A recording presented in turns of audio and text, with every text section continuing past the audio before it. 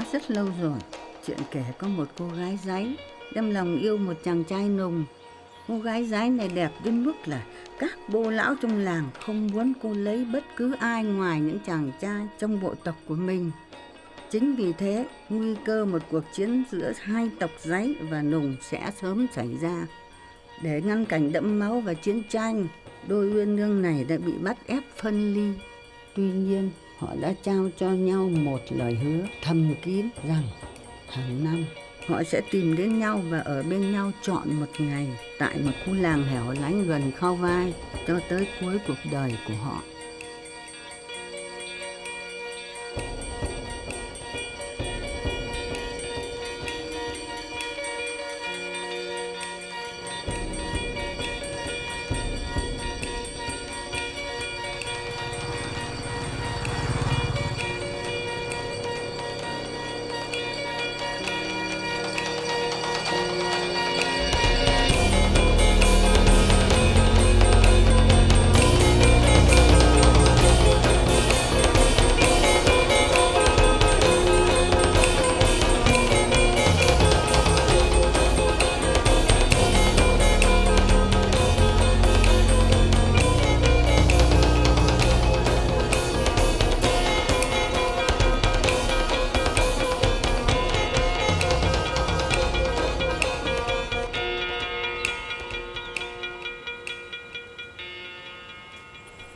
Far up in Vietnam's mountains sits a small village of Kovai.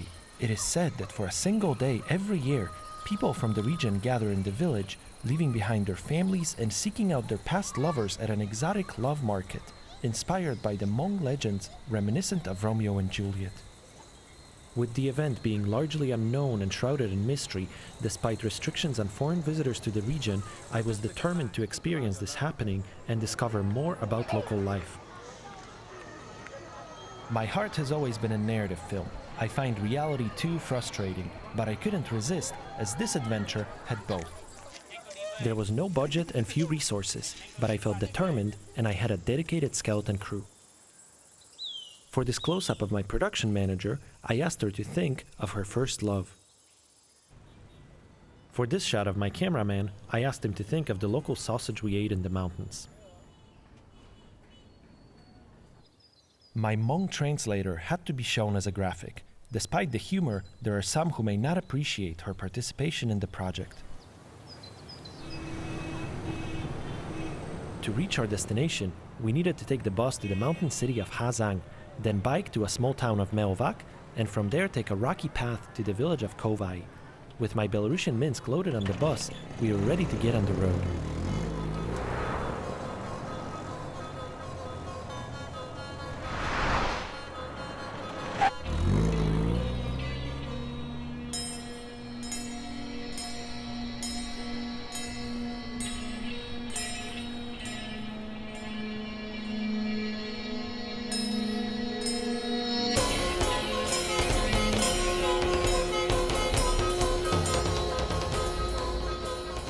We started our journey weeks before the love market, giving us time to meet the locals to learn about the event and to film the preparations.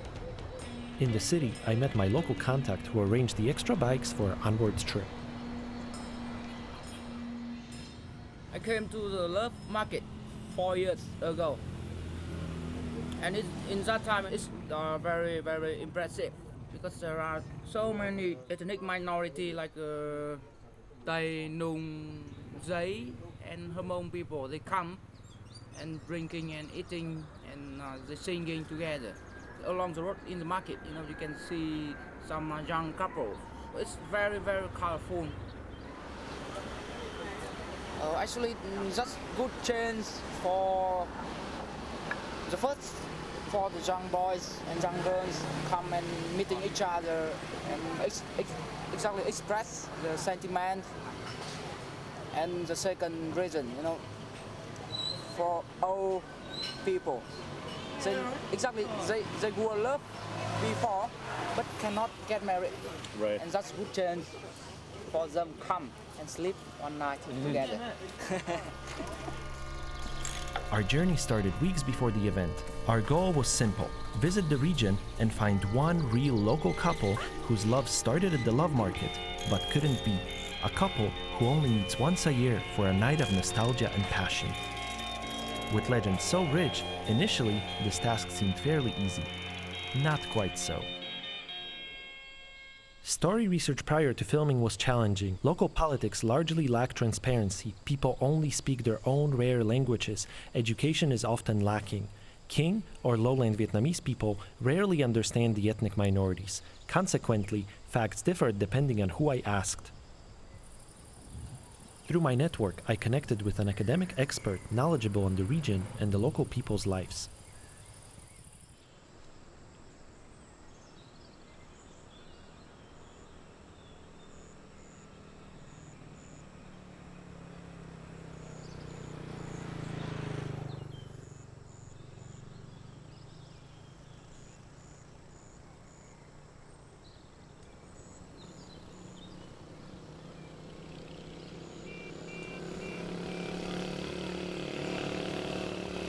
By next morning, with our gear packed on our bikes, we were ready to drive up to the small town of Melvac, not far from the Vietnamese border with China.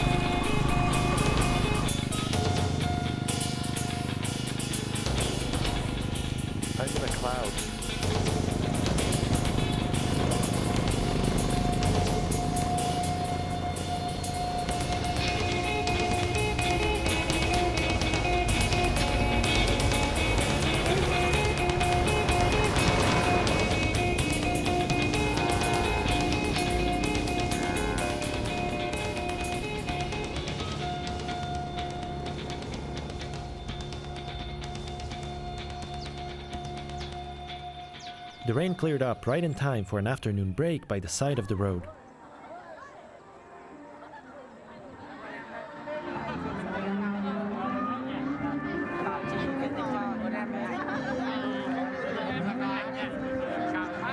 This is a wedding, and the groom is already drunk. It's good. And he will sleep.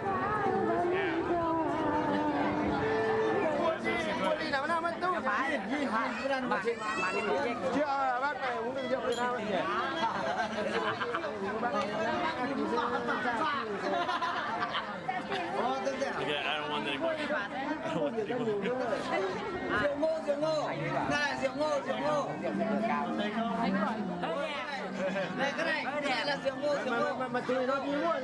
Vậy anh này nái chị. Anh đang quay phim nào? Anh đừng có quay này, anh uống trước đi. Anh uống đi rồi quay. Uống xong rồi quay. Này này. Uống một tí nữa. Việt Nam.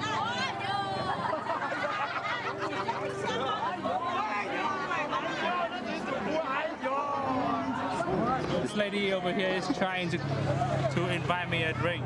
Chị không biết nói gì. All the time, as I say, I cannot yeah, cheers. Yeah.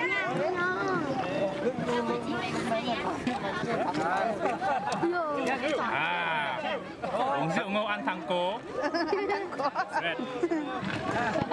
Very strong. Cô hai sinh. Cô hai sinh á. Dạ, chúng tôi hiện đang đám cưới em gái và rất vui vẻ. Cảm ơn các anh đi qua đây, chúng tôi rất vui vẻ. Cảm ơn.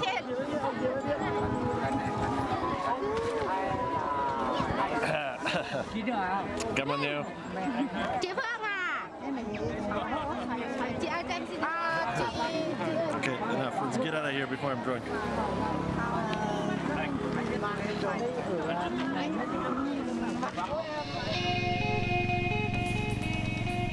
A couple hours later, we arrived in Melvac. Being a remote and a largely unknown place, I was surprised to have many locals recognize me. Perhaps not many foreigners have visited here as many times as I did. We checked into a local hotel and headed down for dinner to my favorite restaurant.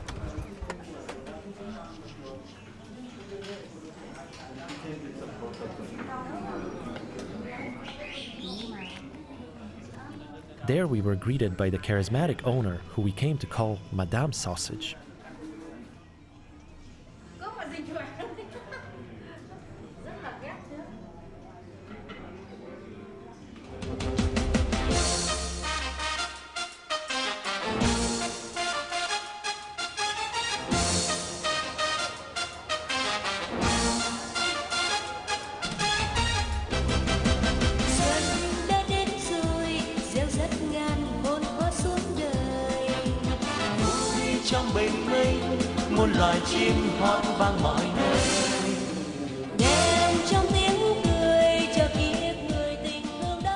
Due to its proximity to China, harsh poverty, and perhaps other reasons the government doesn't want known, foreigners are restricted when traveling in the province. In the morning, I obtained travel permits from the local police, while most of the town was enjoying an entirely different kind of festival in the central square.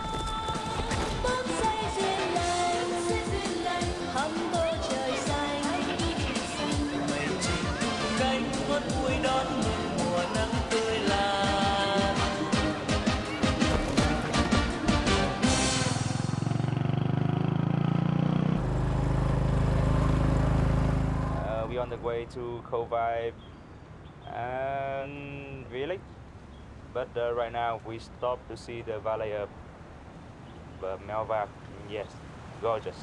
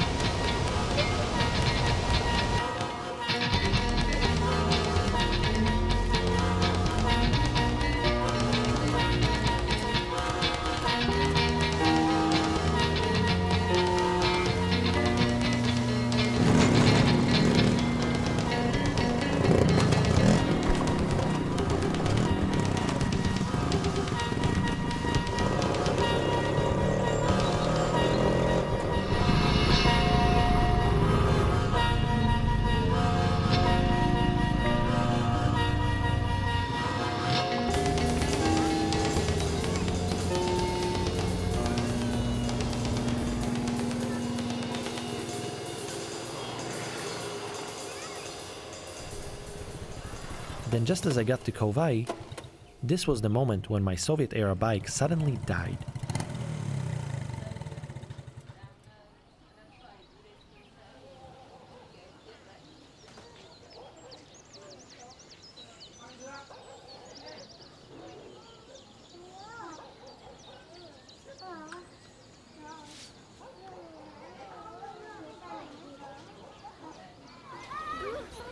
In the village, we met one smiley local who offered us her stories and guidance.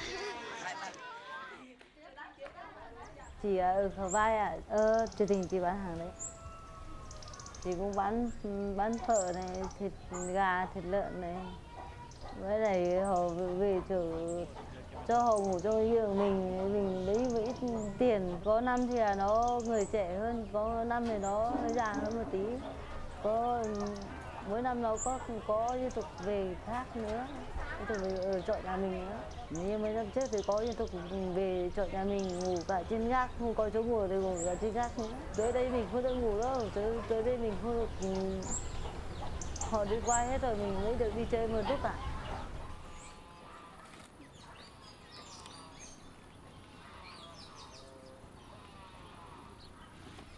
Câu chuyện thì yêu của chị cũng có, nhưng mà nó chợ tình, có chợ thì nó có năm thì nó lên được, có năm không về được.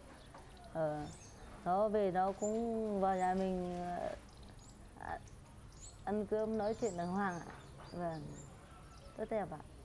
Yêu nhau được một năm mới cưới nhau ạ. Lúc yêu nhau thì mình cũng đi chơi chợ tình ạ, cũng đi chơi chợ nào về con đi ạ. Có 3 đứa con ạ. Vâng, có 3 đứa con thì là bây giờ con đi học hết rồi, lấy chồng cũng mất được 4 năm rồi ạ. Vâng. Thấy về mình lấy chồng về mình cũng sắm sợ gia đình, sợ cái gì mình cũng sắm, cái gì cũng làm, vợ chồng cũng tốt với nhau, cũng thương nhau ạ. Vâng. In the shadows of Mui's house, sitting by the fire, was an old woman. Seeing the camera, she became distressed. I turned it off right away, catching only a shaky blur. The woman, Mui's mother, was afraid the camera would steal her remaining life.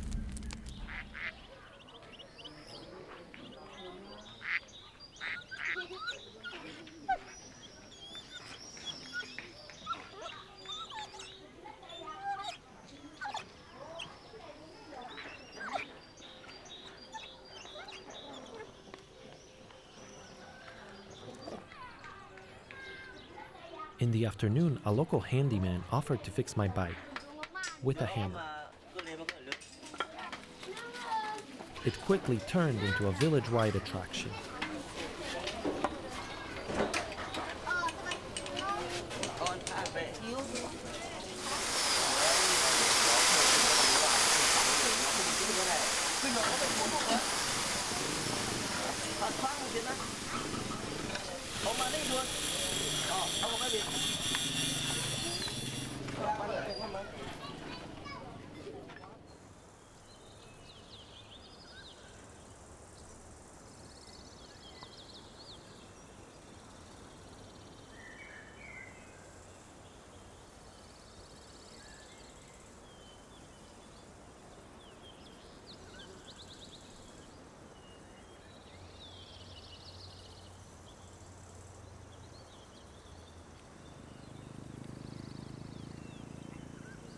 By the time the bike got fixed, it was too dark to drive, so we decided to stay in the village for the night. In the morning, guided by Miss Mui and eager to find our couple, we set off to meet the local minorities from the region.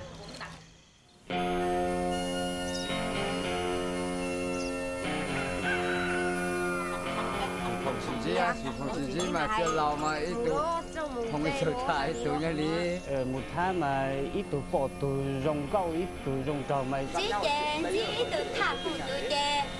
Nhìn lòng nhé nữa là mà.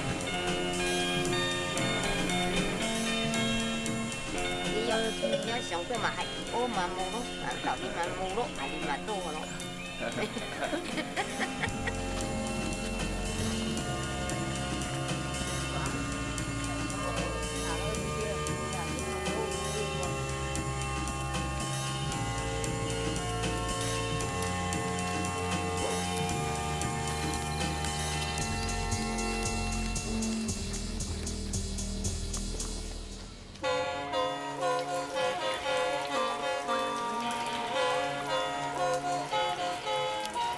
Na trộm na phải khâu trình na khâu trình mong con nhỉกันna tiên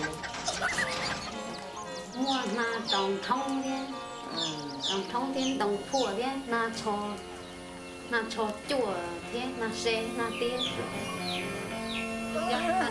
Tôi có chỉ ở chỗ rồi tôi phải tôi ra làm gì vô đó tôi ra cũng hay vô đó tôi có chỉ sai gì à vô đó mà một cái ý tưởng đó tôi có phải chỉ vô tôi phải hay vô à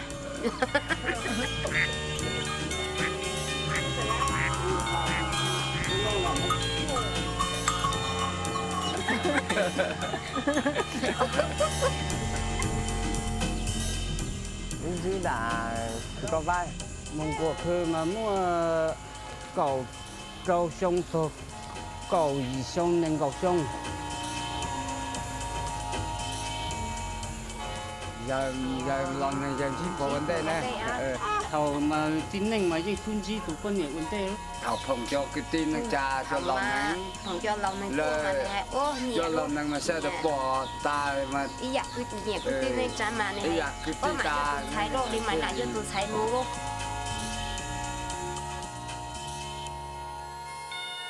ý từ chè nhẹ ý từ vô lo chè tái từ chè chỉ tàu thế vô ít tụ hay ít tụ à là ít tụ thôi gì vô ít tụ thế thì tàu xì vô cổng của nó nữa thì này là lòng một nọ tôi thế rồi tôi nên cầu tại sông này luôn chỉ một con nhỉ còn cọc ta rồi luôn tôi cổng vô luôn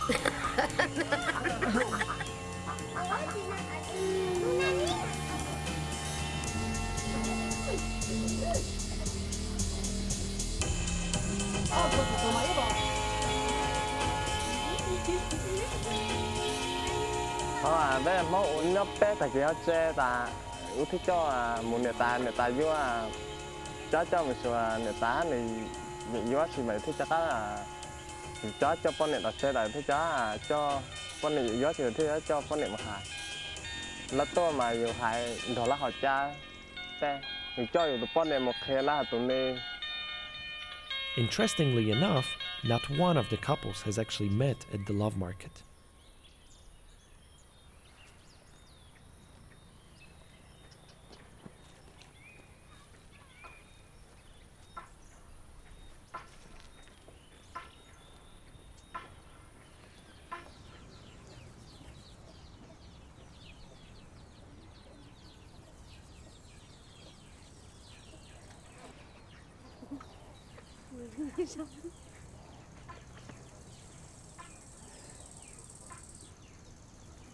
cứ cha này mà uống tê nó mà uống tê nó cái nó mà nhiều qua háo lử là giống đây chứ tàu tê xứ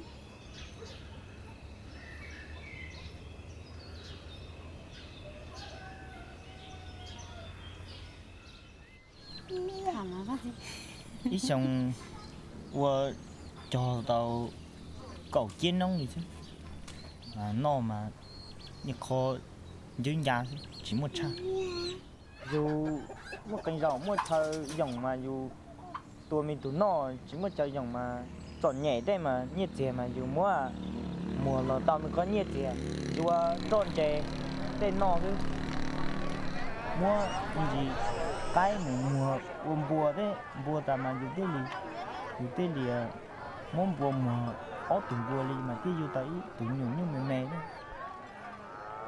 nhưng mà dù mà lo tôi dù lại tê đấy là tôi dù mà dù mùa mình gì ba rồi dù cái trò nhẹ thế chứ mà dù thế mà trà dù thế mà uống chè thế chứ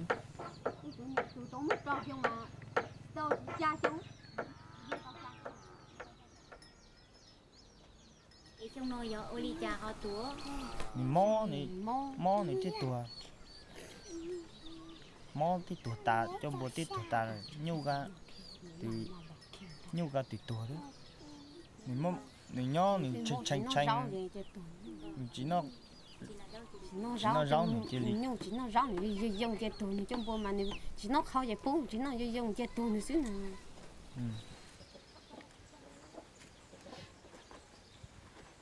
ô tí liền mua ô tụ mình mua mà ô tụ lo thì lì lo ô tụ giao mà mình dùng tàu mấy tụ mà dùng tàu chỉ nông thì bông lại mấy tụ mà dùng tàu tê nông thì bông lại á chỉ bao số mua chỉ cô chỉ tàu chỉ tuổi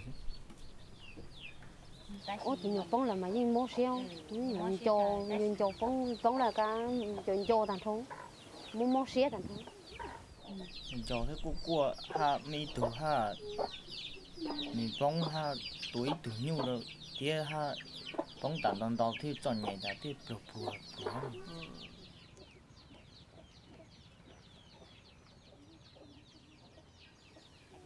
hải lý kia ui chú họ chơi xưa chỉ mua gì sáng à tiếp tuổi là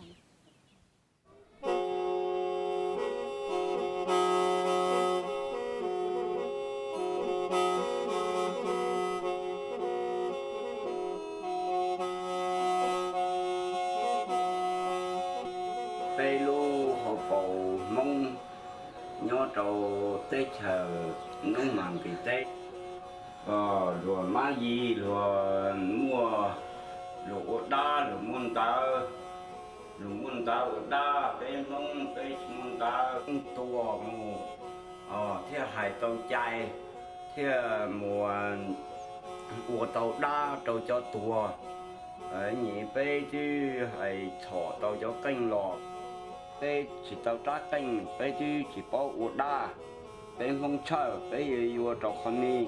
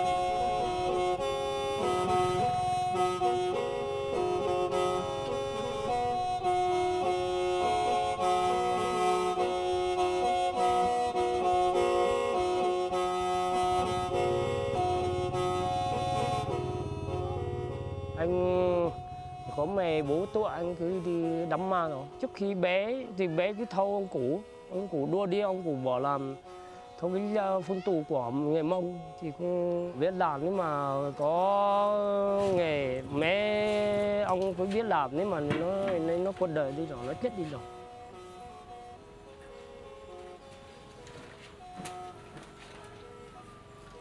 Đi đám mà ở đâu cứ thâu đi, nhưng mà thâu đi thì ông cụ bỏ làm, thế là phải tờ cho biết làm, không thì biết sợ, không thì biết làm, nhưng mà biết thộ không biết làm, nhưng mà hỏng thì vứt đi rồi. Nhưng mà lúc nào mình đi đám ma hay là đi ghé ở đâu xa, nhưng mà hỏng một ngó là hỏng cái lễ này, ai nào cũng biết làm thay của nó.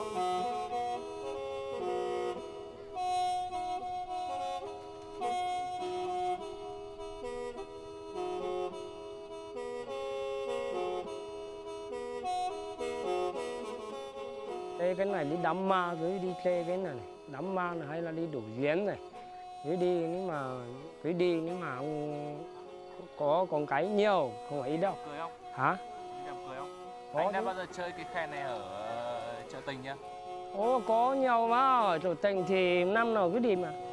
Có, nhưng mà mình phải là có, nhưng mà mình phải có vợ, có cô rồi, mình đi theo chỗ Tình đi chơi một tí, anh phải tí một đêm một ngày này về. Đấy. Nếu mà không có vợ, không có con thì nếu làm thế này không thí về đâu.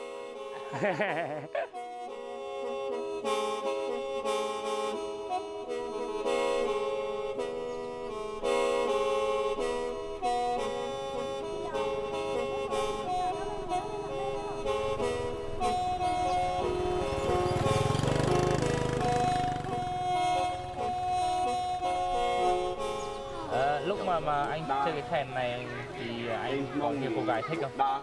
Và có chứ, nhiều, nhưng mà anh kể cả anh đi đám ma nhá.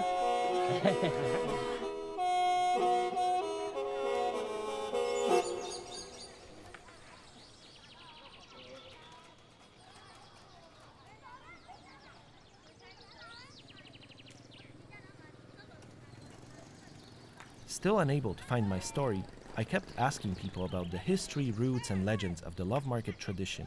However, instead of gaining insight, I only felt more puzzled and confused. So how did the love market begin? You know, it's like, how did this tradition start? Nhưng mà tôi chỉ bao thôi mà.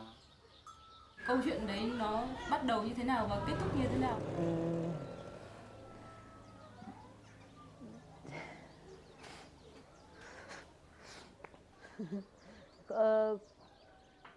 Bây giờ trở về là Thảo mà bé mình giàu bé tôi chỉ bao mà tao bao mà tôi mua lúc khi con đi ta luôn. Lúc xong ít thế chua của gì cháu chua mà khiến của tranh rồi á.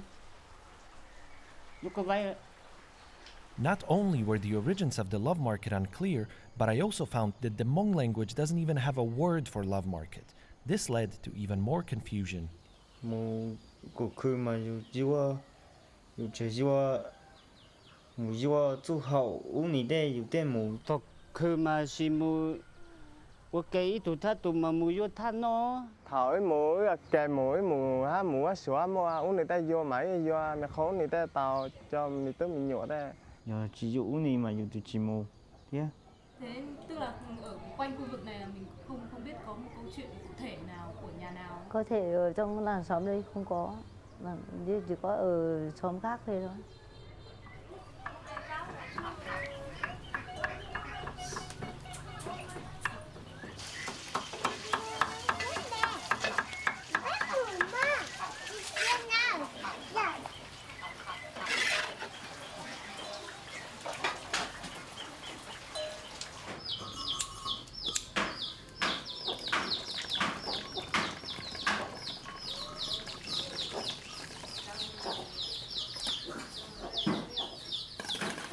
At one point, my translator mentioned a piece of gossip she overheard earlier that day.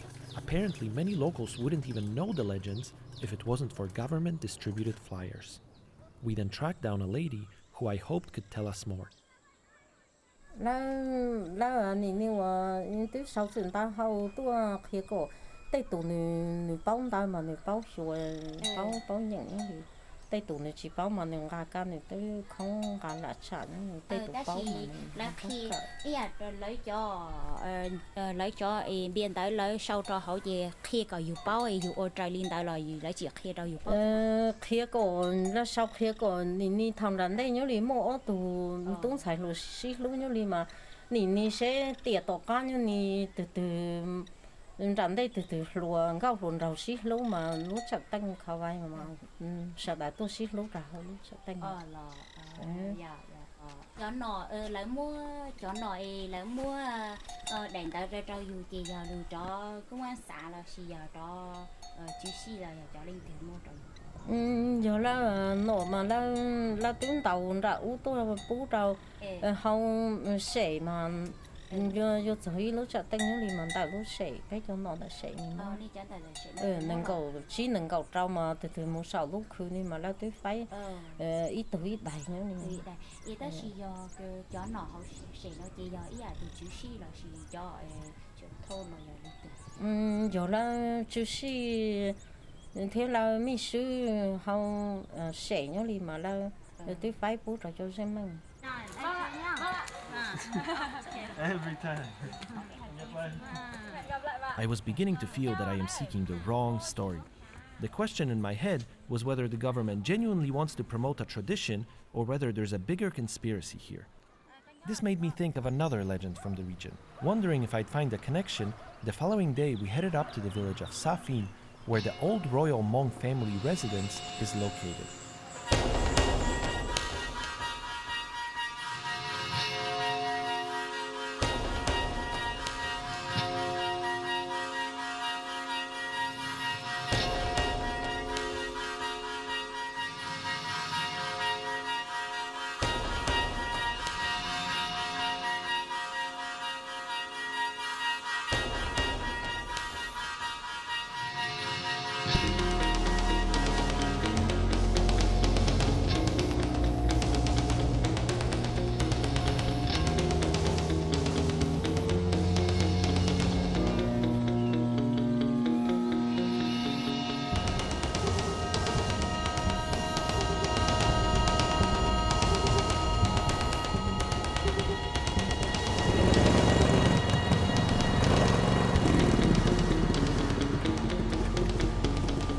On the way, one of my crew was pulled over. A foreigner's presence often deters the authorities from explicit corruption, and luckily this time also, my white skin was enough to be let go on a friendly note.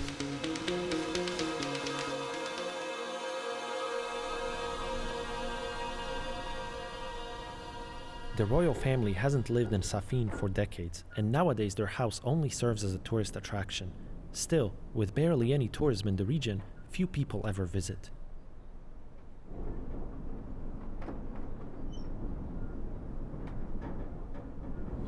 It's got lots of symbols of the opiums inside, so good place to be. But no opium. House of the Opium Kings, apparently from some years ago, decades ago. And we have 3 different versions of the story. I have no idea what the story actually is, because depending on who you talk to, everybody says it's a different story.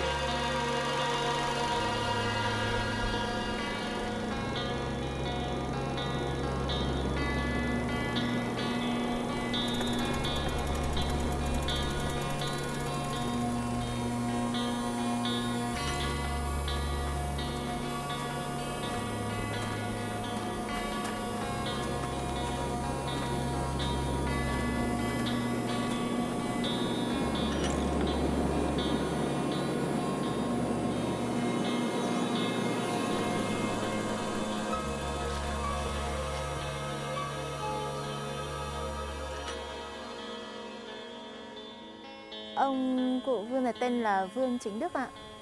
Tức là gia đình ông thì đã từng xuất xứ ở Trung Quốc về đây vào năm cuối thế kỷ 17. Và ông trước đây thì cũng sinh ra trong một gia đình cũng rất là nghèo. Nhưng mà vào cuối thế kỷ 19 thì ông cũng là một trong những chàng trai rất là giỏi, nổi tiếng ở Đồng Văn. Và rất là bước sang đầu thế kỷ 20 là những cái năm mà những cái người Pháp họ bắt đầu xâm chiếm ở vùng này ấy. Thì trải qua những cái cuộc chiến giữa người Pháp và người Mèo ở Đồng Văn này thì là người dân mới cảm thấy rằng ông là một trong những người đem lại được cái cuộc sống bình yên cho người dân. Sau đó do chính người dân tộc Mông ở Đồng Văn này, người ta tôn sùng ông gọi là vua mèo. Năm 1900 thì Pháp bắt đầu xâm chiếm, nhưng vì cái địa thế ở đây rất phức tạp nên là đánh rất là nhiều trận với ông, nhưng mà ít khi người Pháp đã đánh thắng được cụ. Cho đến tháng 10 năm 1913 là năm mà người Pháp chấp nhận là sẽ ký cam kết với ông, coi như là trả lại toàn bộ cuộc sống tự do cho người dân.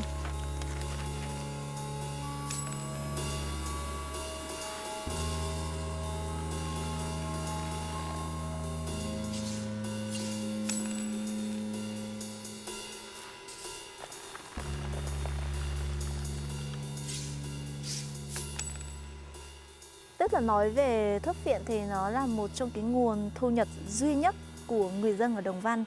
Vì cái vùng núi đá này là không trồng được cái gì ngoài cái thuốc phiện. Cái nguồn lương thực của người dân thì chính là trồng ngô, và thuốc phiện là cái nguồn thu nhập duy nhất. Bước sang năm 1945, chế độ gọi là vua mèo đây là chúng ta bắt đầu chấm dứt cái chế độ vua mèo, nó không còn tồn tại nữa. Lúc đấy coi như vùng này là gia nhập với cách mạng rồi. Nên là coi như là từ năm 1945 thì gia đình sống một cái cuộc sống bình thường như bao người dân ở đây thôi. Vào đầu năm 1947 thì ông cụ vua mèo là ông qua đời.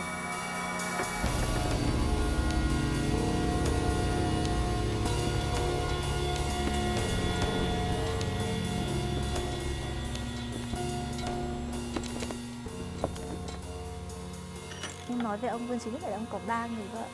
Các bà vợ của ông đều rất là đẹp mà đều do ông lựa chọn, tức là lựa chọn những cái người xinh đẹp tại Đồng Văn này.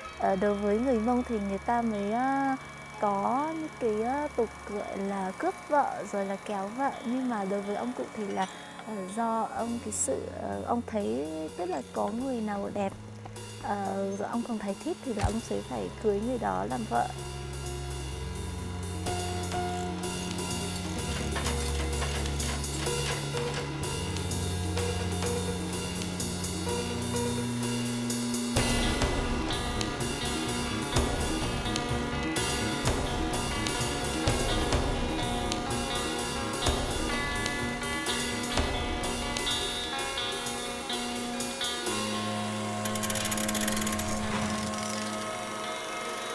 Cũng có chút hối hận là tại sao lại sinh ra trong một cái gia đình như thế.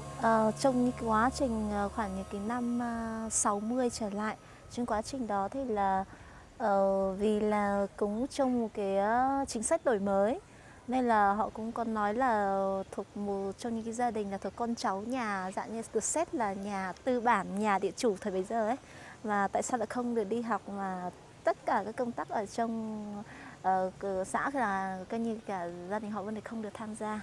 Vâng, như sau này khi mà cũng được nhà nước quan tâm hơn thì là con cháu cũng là nằm trong một cái lĩnh vực thái là tự hào và cũng nhiều người biết đến ạ.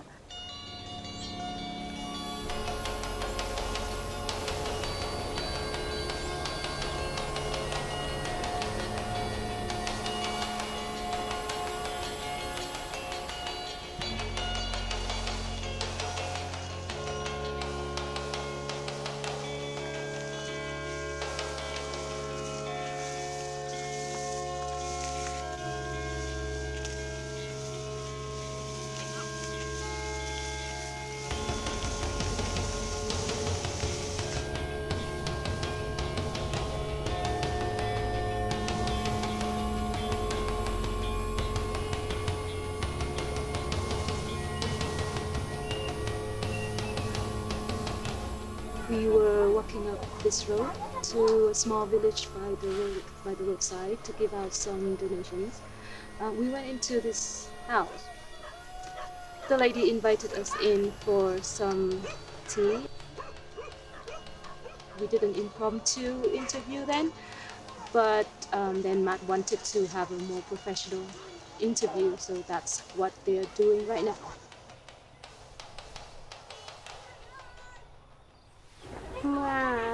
Ở tuần nụ, bé bé để bên cả. Thời gian để chơi uống liều té uống hao lửa, rồi mi giàu té sẽ tụi chú á chị. Cho nên té là chỉ nó té chỉ bao để cho nên muốn nhau thì đi cho nên họ muốn vô chi là té rau cho muốn rau hay muốn phê thì chỉ bao. Bây giờ là một ngày hậu tiệt, rồi lon là một ngày hậu tiệt. Còn cả uống lúc cầu nên tông nên hay đi mua, người phụ tiền nhiều đi mua lúc cầu nên tông nên người tiệt. Nhiều đi mua ông cả cầu một giá mua, nhớ rằng mình chỉ chung chỉ tao thế. Chính xác bây giờ một cái chế tiền này hay đi để uống lỗ, giờ lỗ tiền thay nên lỗ nên chế nên tiếp tao nó vừa đọc cả, thế thì mua hay lựa thế, là thế thì. Mình chỉ bỏ lỗ này ha, hay là tiền thay nên mua vô bao có tiền xíu, hay là tiền chia nếu tiền nếu vô vợ anh ấy chỉ hạt. Tôi chỉ bảo dù mua có khơi sẽ để mua có khơi thì phải mua đặt khơi mua là sẽ tôi chỉ bảo để cho người nữ chặt họ mua cho mình nên xuân nên mua nó là cho người nên mua tốn nó tiền tôi mua là sẽ tôi chỉ bảo thì dù nông tệ là tiền nếu mua vô bao tệ là mua có thể tệ dù nông tệ nhưng vô bao tệ nó thì mua là tôi hay thì mua cái này là một muốn nên tê mà thế thì tê rộng sẽ lao nhiều một mùa tê là tê tôi dù tràn thế tê tí chỉ có tê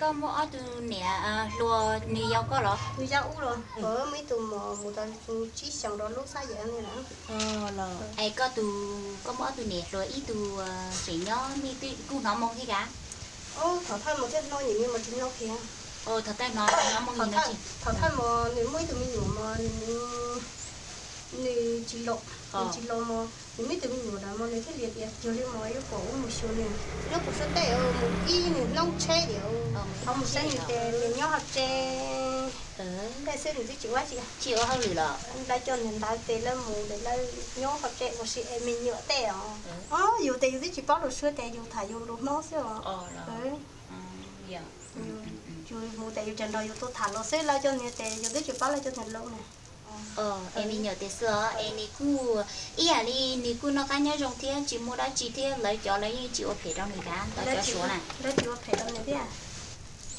em đi mua tí tiền đi chơi đi là đi mua lấy mua này vừa là xì ô dài lấy thế đi một tí rồi cô đi mua cho đây lấy cho mua có đấy lấy cho mua bao nhiêu là xì lấy cho mua trâu ô ly cá lấy cho mua bao nhiêu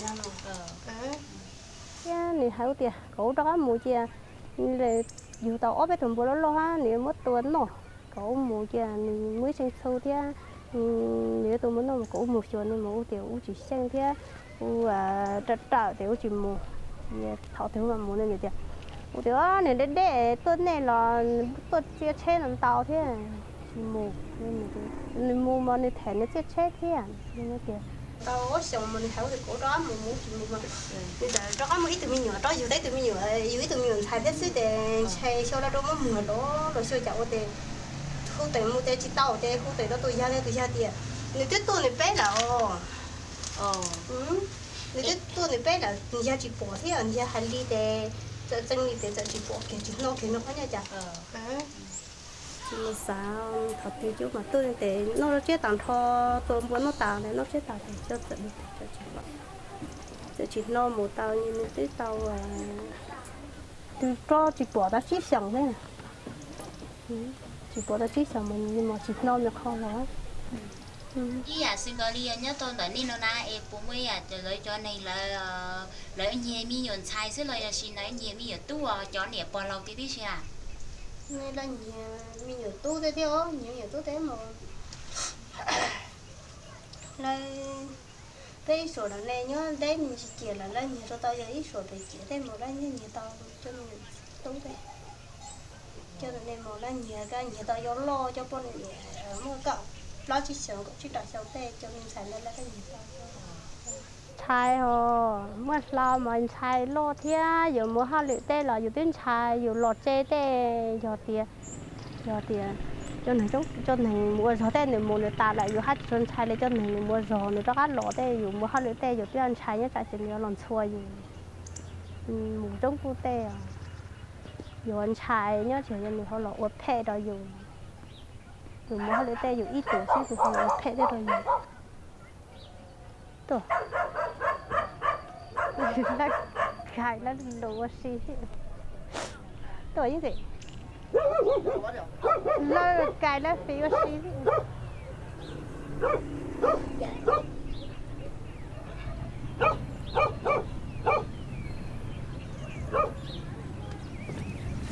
hướng dẫn viên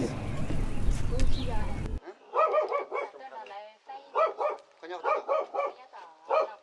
Lào Cai mấy cái này chẳng này chỉ tôi không biết quan đi đến đây là cái bé qua phải xin ý kiến của cấp ủy chính quyền địa phương như các anh người qua linh tinh này ví dụ như các anh tông linh tinh này lên trên kia thì bỏ tay tôi chết ạ.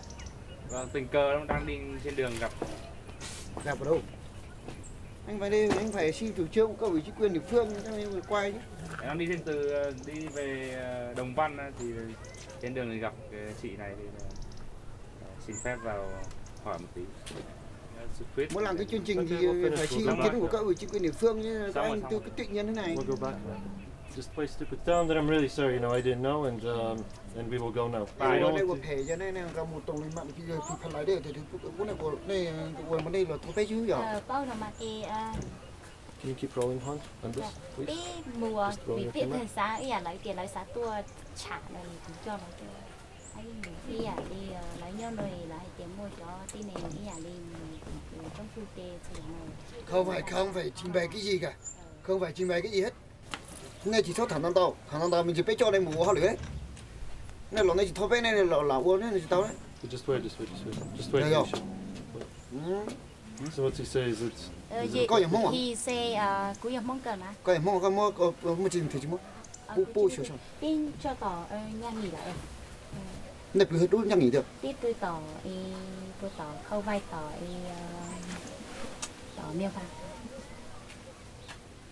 No, just say that we're really sorry. You know, you can tell him that I don't want to cause trouble. I just want to talk to people because I think they're really beautiful. Okay, we just need to leave and okay, we don't need so to we're going. Yeah. You know, I just want to give him a bunch of so you know, even if he's not happy, just say I just want to apologize. So I just want to give him to say sorry. Okay.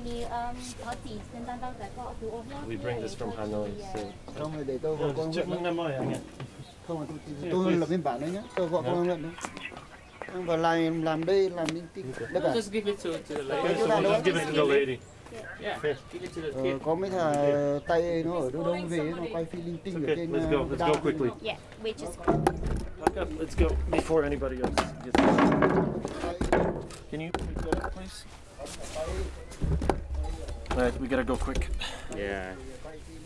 What is he talking about? Is he calling back up?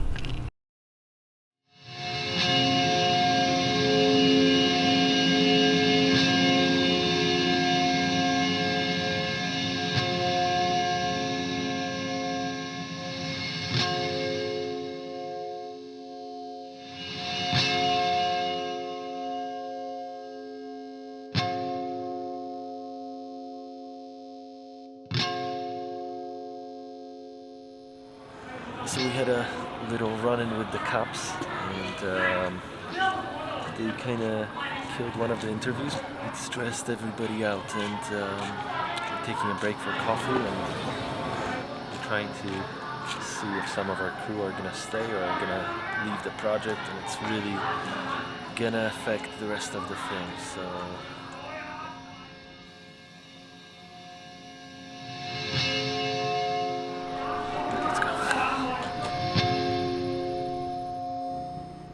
In a blow bigger than I faced on any of my other productions, fearing potential repercussions, both of my translators and so the core of my team decided to leave the project. It was now only me and my cameraman. Back in Melvac, the town was celebrating in preparation for the upcoming love market. Without my crew, the project was at a standstill before I even got to the main event. Trying to save the situation, I reconnected with Thuy, my contact from Chaizee. He agreed to join the project, and in the meantime, he connected me with a local Hmong girl from Melvac.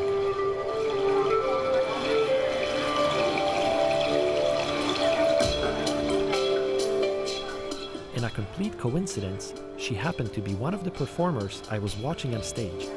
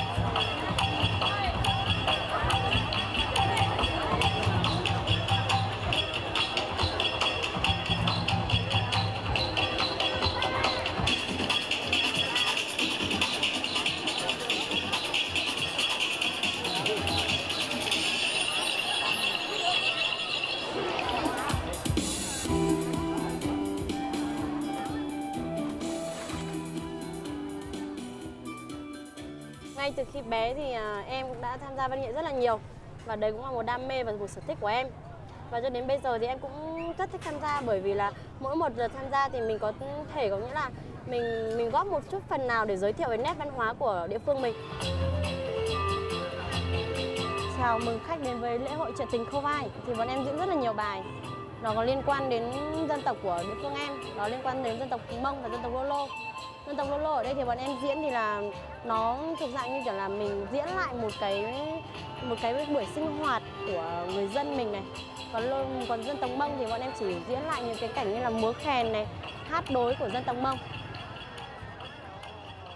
Đến bây giờ thì buổi so với trước kia với hiện đại đến bây giờ ấy, thì kể cả dân đối với các bà em của bây giờ thì cũng đã cảm thấy là nó thay đổi rất là nhiều. Xong mà cái cách sống của mình nó lại khác hơn so với trong kia. Cái thứ nhất, ở ngoài này thì nhận thức của mình sẽ cao hơn. Ở trong kia nhận thức vẫn còn chậm này, vẫn còn cái phong tục vẫn còn lạc hậu lắm, vẫn còn mê tín này. Em cũng muốn là dân tộc em ấy có một nền sống văn minh hơn này, hiện đại hơn này. Thì từ đó thì có thể là nhiều cái mà đến hiện đại bây giờ mình nắm bắt mà mình cảm thấy là mình học hỏi thì tốt hơn so với thời buổi hiện nay dân tộc em vẫn còn chưa được phát huy cho lắm.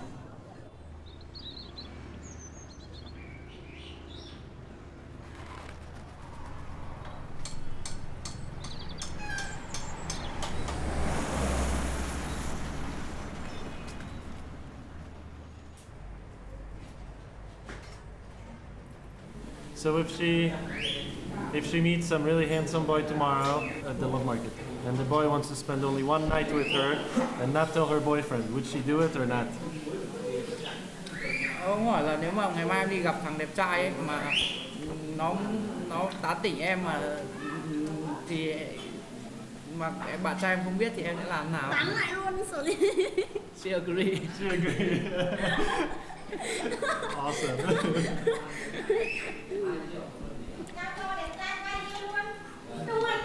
Luôn sợ gì cơ bây giờ.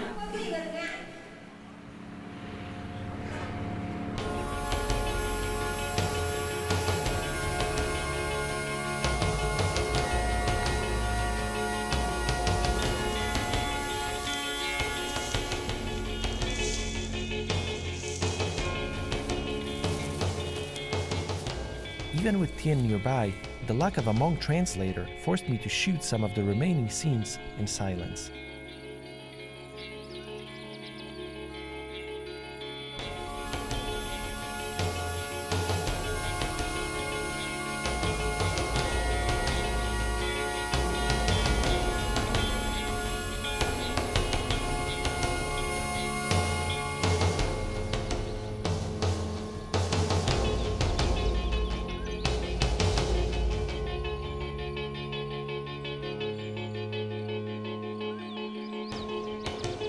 Lucky for me, that afternoon I met Cho, a tour guide who happened to speak English and whose story touched me in the most personal way. I went to Love Market when I was 17. I looked so beautiful girl, and after she know me, and she said, "You okay? I talking with you." And after that, me and my friend going to Kachin Street to became my wife. We went to her family. We catching her. We pick up her to the motorbike. She called she mama. Mama, come in, help me. So she mom come in. You want to marry my girl? Tomorrow you bring your mama, papa to here, and we will talking. My family pay for the girl family very expensive, about $900. After 3 days, we sleep together. Now I have one son. He look like my wife. And now a little bit sad for my life. You know, I am gay. So, you know, I am gay. So my wife and me now we separate about nearly 2 years. Now my parents, they are take care of my son. And I work in city, and my wife, she went to home.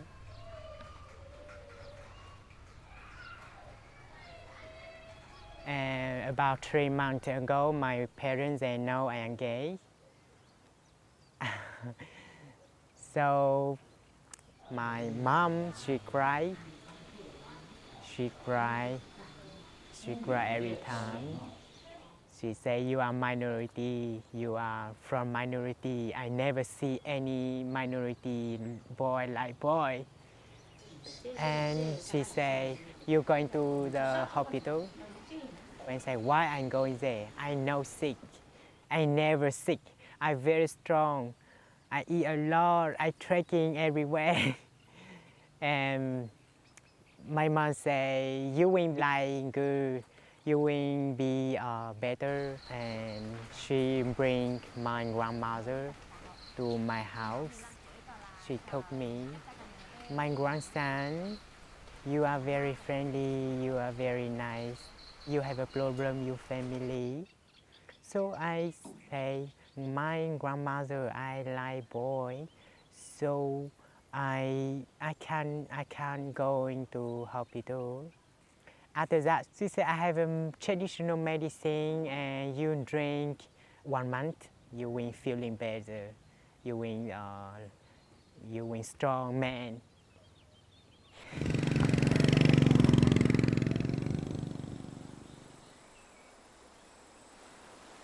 Now I don't have any boyfriend.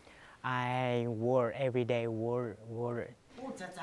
My son now 2 years, 5 months. Many people say you are gay, so do you afraid later your son look like you? You sound like gay, like boy? So I say my son choose. I never mind.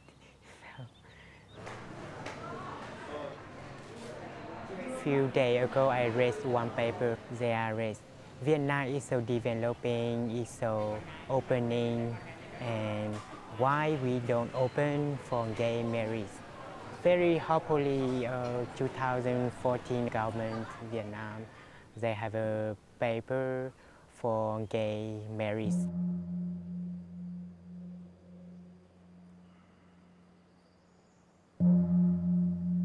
Oh, the last year is so many things to me, so many problems. I went to temple, and as they tell me, my life is so became so better now. Everything passed, and I have a new life coming.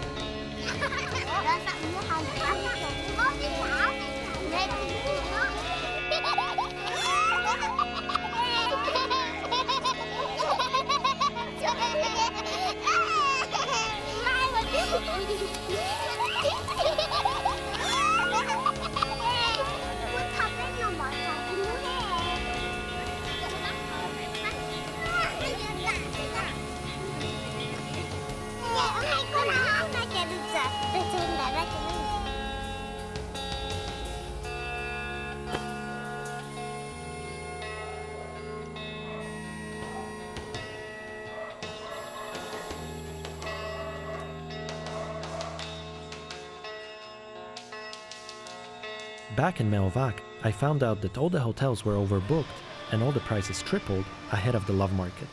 Having nowhere to stay, we were invited to crash in the back room of the restaurant.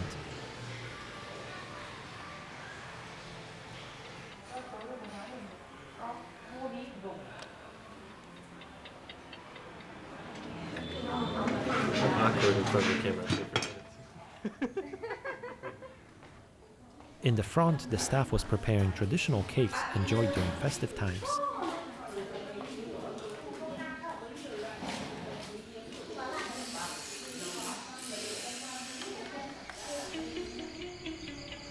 Finally, it was the day of the event.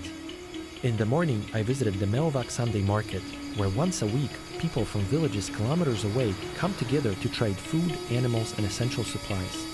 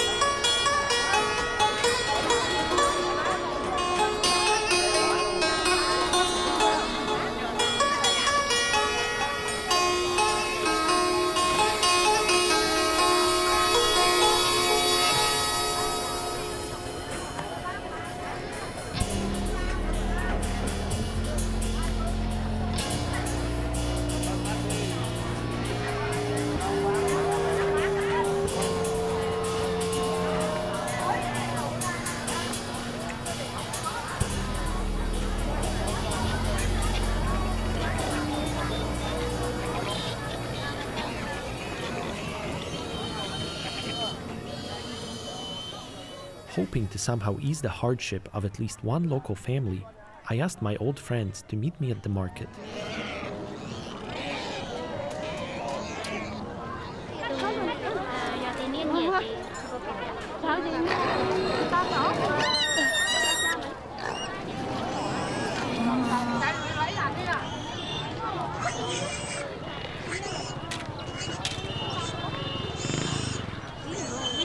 Apparently, grabbing its ear is past how healthy it is. No, I'm making it up.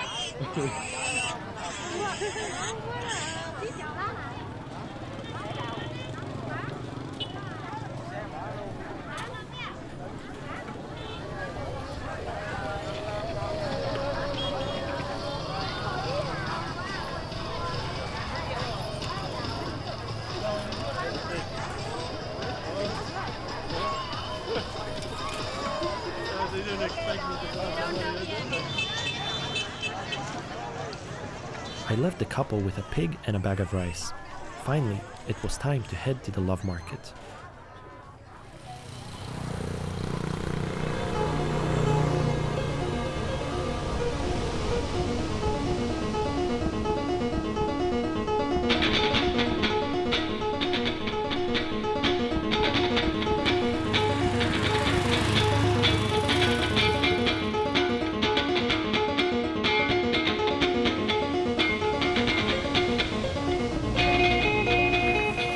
Roads in the region tend to be busy with people, some heading to their fields, some returning from the city, and once a year, many heading to Kopeček for the love market.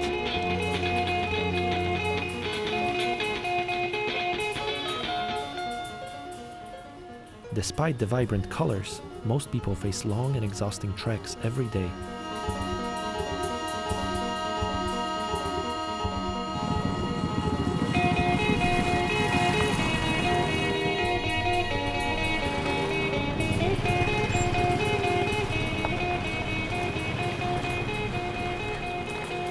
Bao lâu? Tức là đi từ nhà đến chợ là bao xa? Xa quá. Bao nhiêu cây? Bao nhiêu cây đúng? 10 cây. Nhưng đi bao nhiêu cây? Đi hơi 4 cây. 7 cây.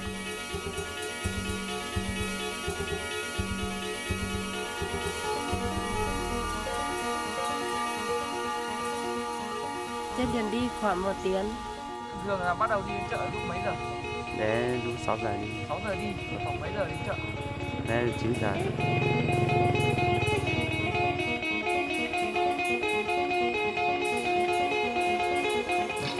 Thường thì một tuần thì đi đến chợ Mèo Vạc mấy lần?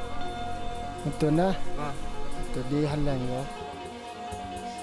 6 ngày đi 1 lần.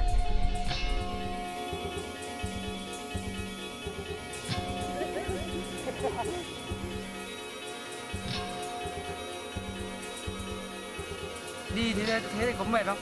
Mệt nữa, mệt lắm. Mệt lắm à? Giờ mùa tánh đã nha rồi cái ngành khác cái một đế thôi.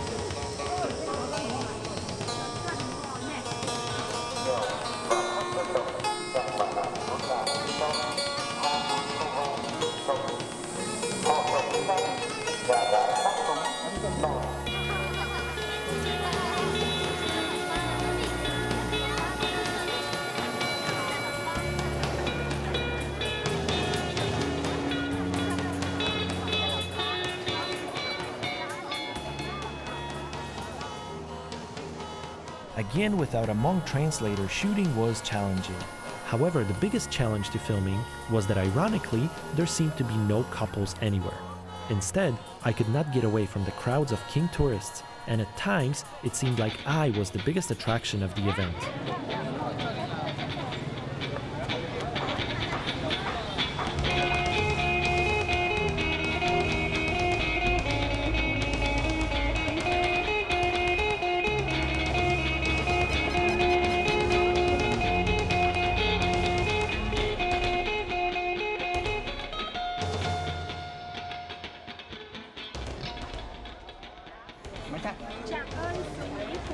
The local TV also must have seen me as an attraction.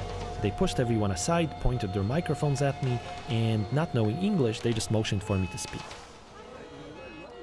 Yeah, I really like Kovai. I come to Hazang province 3 times before, and I think it's one of the most beautiful areas of Vietnam.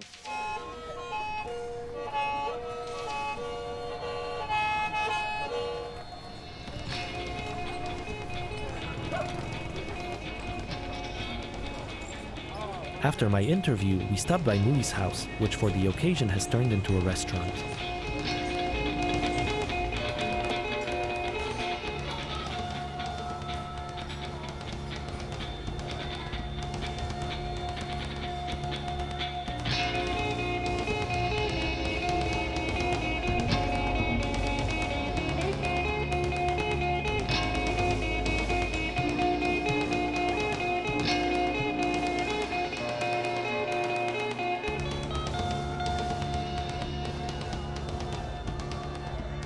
In a last push to find some truth behind the stories, I asked for assistance from the TV crew, who arranged for their local contact to finally tell me the whole legend of the love market.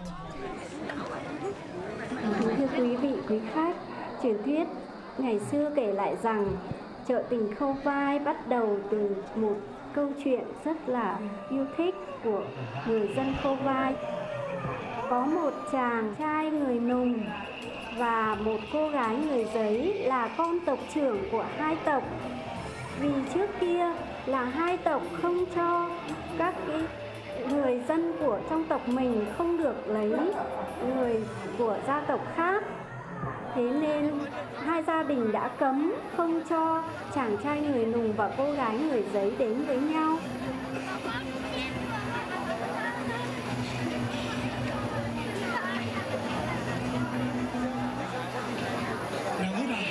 Họ đi rồi. Thôi, chàng về đi. Hẹn chàng khi nào nghe thấy tiếng hát của em, chàng hãy để bên bờ suối này, em sẽ đợi chàng. Nắng à, khi nào nàng nghe thấy tiếng sáo của anh, em hãy đến bên rừng kia, nơi có con suối đang chảy, nơi có cây đào đang nở hoa, có con chim họa mi đang cất tiếng hót.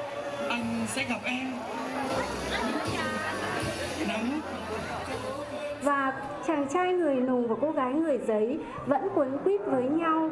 Thế rồi gia đình họ hàng, gia tộc của chàng trai người Nùng đã kéo đến gia tộc của cô gái người Giấy, đánh đập cũng như phá hết đồ đạc và cửa nhà của gia tộc cô gái người Giấy. Trời ơi, dừng lại! Tất cả dừng lại! Chúng ta ở đây chỉ vì chuyện của hai chúng ta mà hai bên dân bản lại xảy ra mâu thuẫn đánh chém lẫn nhau. Thế rồi chàng trai người Nùng cùng cô gái người Giấy thấy mình không thể làm trái với luật của gia tộc, thế nên đã bỏ cùng nhau trốn lên đèo Mây. Và ngày 26 tháng 3 âm lịch hàng năm được hai ông bà chọn là ngày hẹn gặp, mà họ chỉ hẹn nhau vào những ngày chợ tình này. Thế rồi ông bà không ai đi lấy vợ, không ai đi lấy chồng, và đã sống chết rồi tại đèo Mây này. Đến bây giờ thì nơi mà túp lều chàng trai người Nùng ở được có là miếu ông, và nơi mà cô gái người Giấy ở, túp lều đó được xây dựng lên là miếu bà. Rồi sự tích chuyện tình chợ tình Khâu Vai bắt đầu từ năm 1919 cho đến nay, và từ đó đến nay luôn luôn đã được lưu truyền từ đời này qua đời khác. Cứ đến ngày 26 tháng 3, 27 tháng 3 âm lịch sẽ là ngày hẹn gặp của các đôi uyên ương, những đôi mà họ không được lấy nhau khi mà họ rất yêu nhau. Chợ tình không phải là nơi mua bán, chỉ là nơi trao đổi tình duyên. Trên đây là truyền thuyết về chợ tình Khâu Vai của người dân địa phương Khâu Vai truyền thuyết lại. Seemingly missing a few plot points, I wondered why this story, apparently so loved by Kovai people, actually had to be told by a government employee.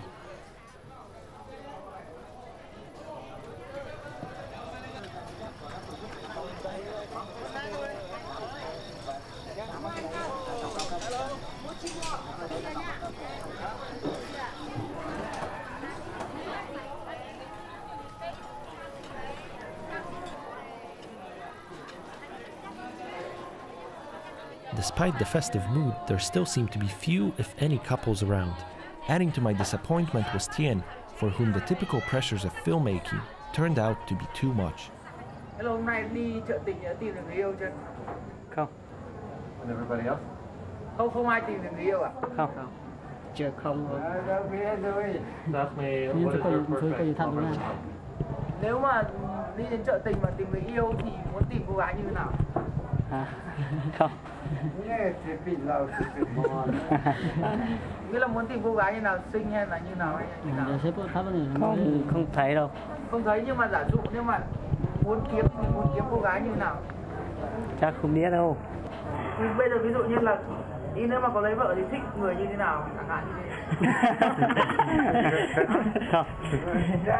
No, nothing. Nothing. Stop. Nothing. I ask any question, but just no, and no.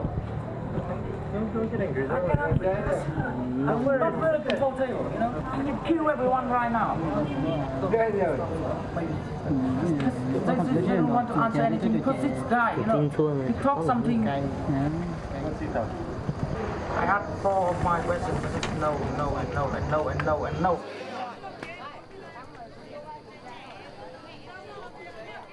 Yet again, aside from my cameraman, I was left without a crew. With a disappointing climax, with it being late night, I had also given up. Pushing further would only result in forced stories and awkward footage. Instead, I decided to let go and join the festivities. Or maybe I just needed to calm my nerves with some rice wine.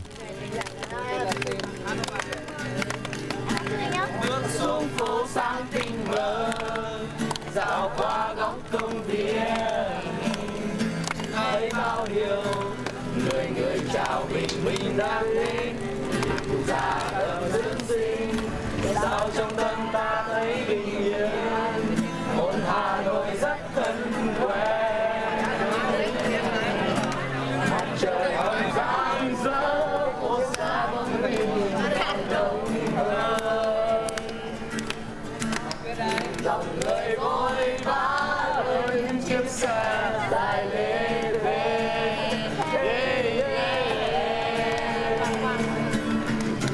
đưa em đi qua phố phường bao sắc màu bao ánh đèn ngồi ăn một quán đèn đường Hà Nội nhẹ nhàng ấm áp dịu dàng nồng chất thơ một ngày xa một cảm giác lòng chợt nhớ.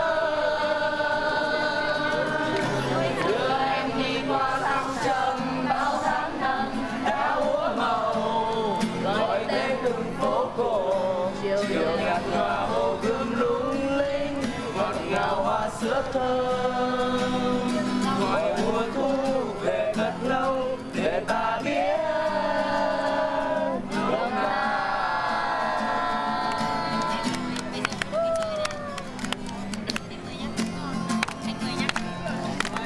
Em mời em ở đây.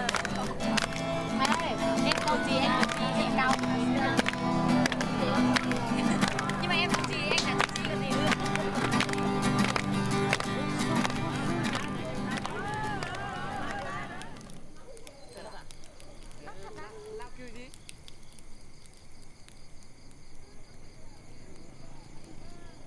Despite being one of my favorite Vietnamese songs, this anthem to Hanoi, reminiscent of middle school and puberty, was not at all what I hoped for nor expected.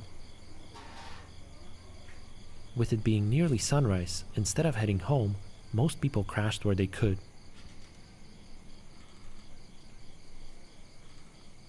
Most people, but not the grandma.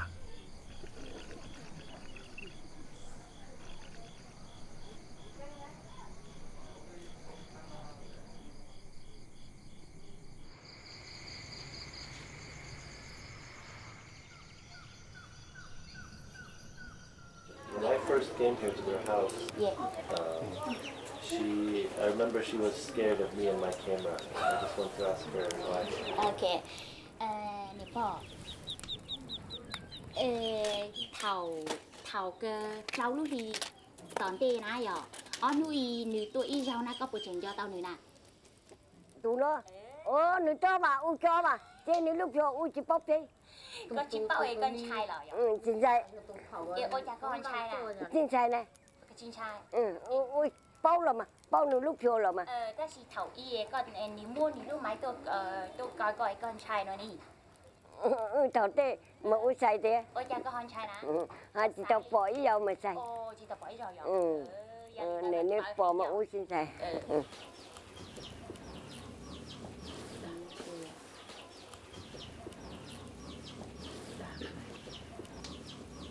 Nè ui xin xài là.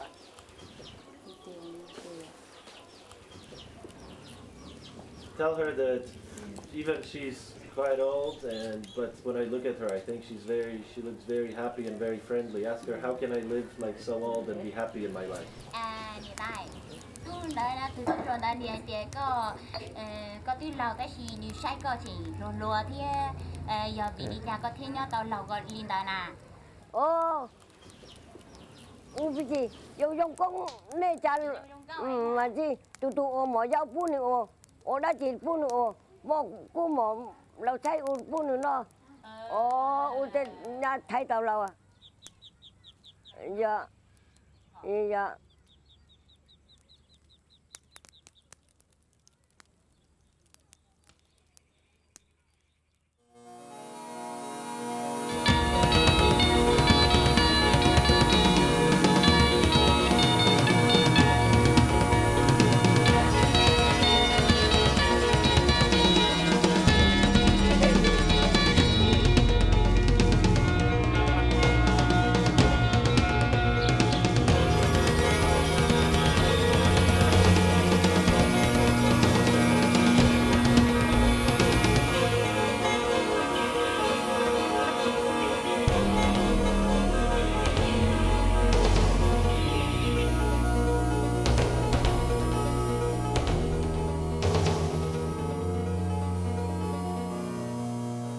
The experience was a ride indeed.